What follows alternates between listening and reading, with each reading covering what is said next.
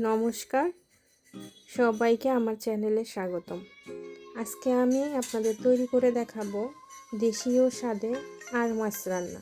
কিভাবে খুব সহজে এটি তৈরি করে নেওয়া যায় বাড়িতে থাকা উপকরণ দিয়ে। আর চলুন আমরা তাহলে প্রস্তুত প্রণালীটি দেখে নিই। তো অনেক বড় মাছ ছিল, আমরা বাড়িতে কাটতে পারিনি, তাই বাজারে নিয়ে গেছে। এটা কাটার প্রস্তুতি চলছে। কেটে নিয়ে আসছিল, এগুলো গরম জল লবণ দিয়ে ভালো করে ধুয়ে নিয়েছি। যেগুলো রান্না হবে, এখন মেখে নেওয়ার পালা।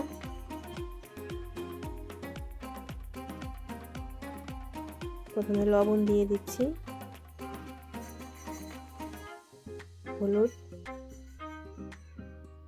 সামান্য মরিচের গুঁড়া আর সামান্য পরিমাণে সর্ষের তেল। এবার ভালো করে মেখে নিব সবগুলো মাছ।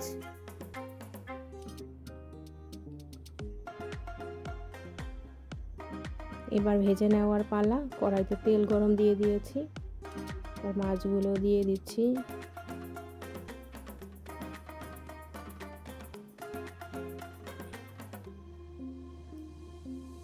মাখার সময় সর্ষের তেল দিয়েছি, না হলে মাছগুলো ফুটে উঠে তেল ছিটে যাবে, এই জন্য।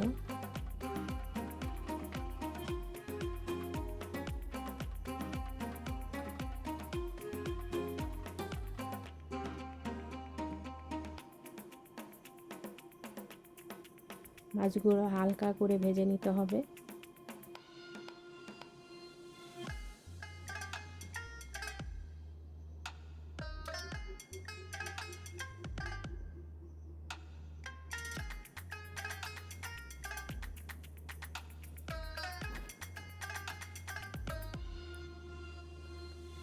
আমরা বাঙালিরা কিন্তু মাছ খেতে খুব পছন্দ করি এবং খাওয়াতেও পছন্দ করি। ও কতভাবে যে আমরা রান্না করতে পারি তার তো কোনো বলার ভাষাই নেই। সামুদ্রিক মাছে বা নদীর মাছে কিন্তু প্রচুর পরিমাণে ওমেগা 3 ফ্যাটি অ্যাসিড আছে, যা আমাদের কিন্তু স্মৃতিশক্তি বাড়ায়, মস্তিষ্কের পুষ্টি বৃদ্ধি করে। বাচ্চা থেকে বড় সবারই কিন্তু এই মাছ কিন্তু শরীরের জন্য খুবই উপকারী। আমরা চেষ্টা করব দৈনিক মাছ খাওয়ার জন্য। আমি মাছগুলো একে একে ভেজে নিচ্ছি, অনেকগুলো মাছ। ভাবলাম আপনাদের সাথেও শেয়ার করি। একে একে মাছগুলো কিন্তু আমার ভাজা হয়ে যাচ্ছে।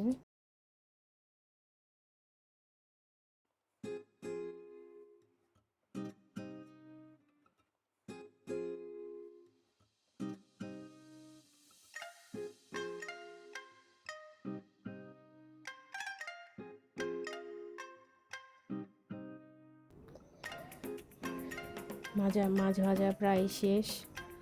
যে মাছ ভাজা হয়ে গেছে, এবার রান্নার পালা। আর এই মাছটা রান্না করব আমি কাঁচা কলা দিয়ে।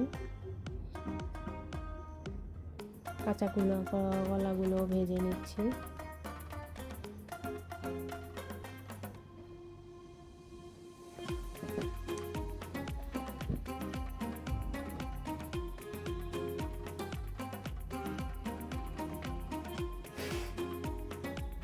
কলাগুলো ভাজা হয়ে গিয়েছে, উঠিয়ে নিচ্ছি।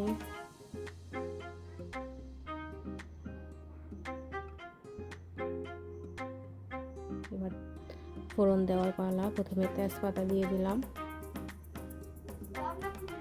সাথে জিরা ফোড়ন। ফোড়নটা ভাজা ভাজা হয়ে আসলে দুটো শুকনো মরিচও দিয়েছি। এবার পেঁয়াজ দিয়ে দিয়েছি, সাথে টমেটো কুচি। এগুলো ভালো করে ভেজে নিব।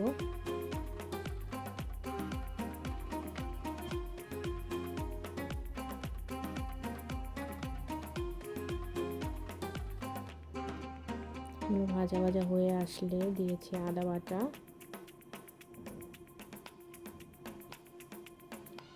নেড়ে নিচ্ছি। এবার শুকনো মরিচ গুঁড়া, কাঁচা মরিচ বাটা,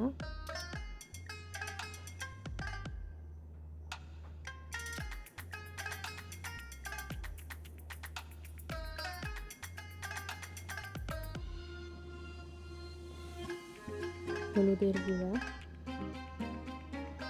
ভালো করে মশলাটা কষিয়ে নিচ্ছি। একটু সামান্য পানি দিয়ে দিলাম।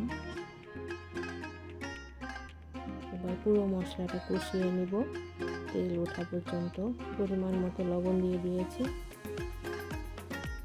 এবার মাছের একটু তেল ছিল সেটা দিয়ে দিয়েছি।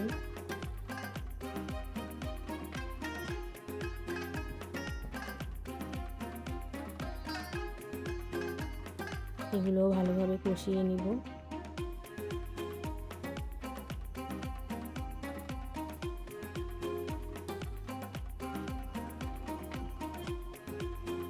তেল কিন্তু উঠে গিয়েছে। এখন পরিমাণ মতো পানি দিয়ে নিচ্ছি।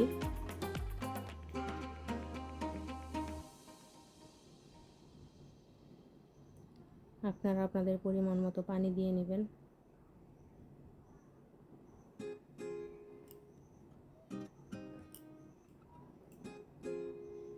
ফুটে ওঠা পর্যন্ত অপেক্ষা করব।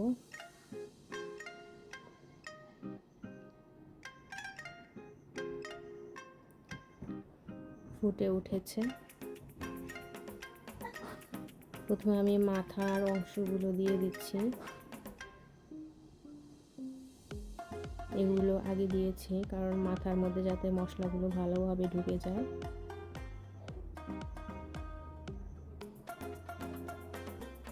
কিছুক্ষণ জাল দেওয়ার পরে এবার মাছগুলো দিয়ে দিচ্ছি।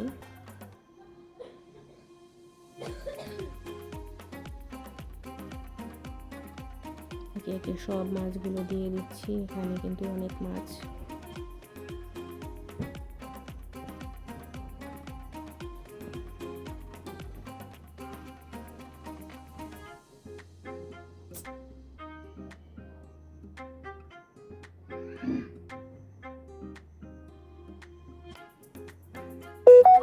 কিছুক্ষণ ফুটিয়ে নিব ভালো করে যাতে মশলাগুলো সব মাছের মধ্যে যায়।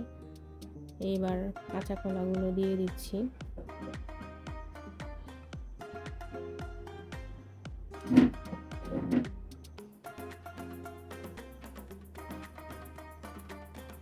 গরম মশলা ছেঁচে নিচ্ছি। জিরা ধনিয়ার গুঁড়া দিয়ে দিলাম।